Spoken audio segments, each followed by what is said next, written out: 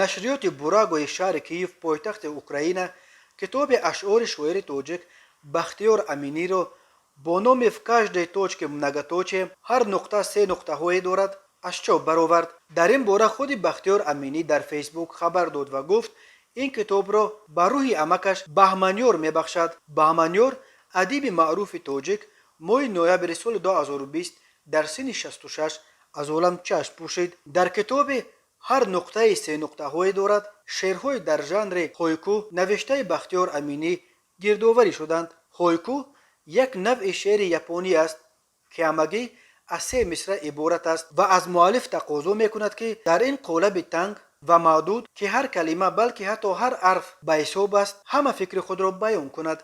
بختیار امینی یکی از هایکو سرایان شناخته توجک بوده. هایکوهایش در چندین آزمون برنده شدند. او از سال 2012 عضو اتفاق نویسندگان تاجیکستان و همچنین عضو انجمن هایکو سرایان ژاپنیا، امریکا و بریتانیا می باشد. در اول سال 2021 کتاب اشعار بختیار امینی با نام کایرینگ سانرایز در امریکا در نشریات ولوت دسک پابلیشینگ به زبان انگلیسی چاپ شده بود. بختیار امینی 31 مارس سال 1975 در دهه مرغدره نویه پنجکین به دنیا آمده. سال 1997 دانشکده دولتی زبانهای تاجیکستان را ختم کرده است. بختیار امینی در برابر شاعری صاحبکاری نیز میکند و سالهای 2009 در مسکو رهبری شرکت آلفا را به عهده داشت.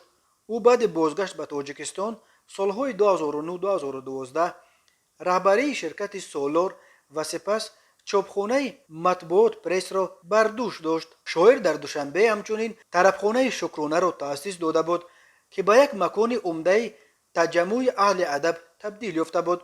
بختیار امینی از سال 2016 در آلمان زندگی میکند.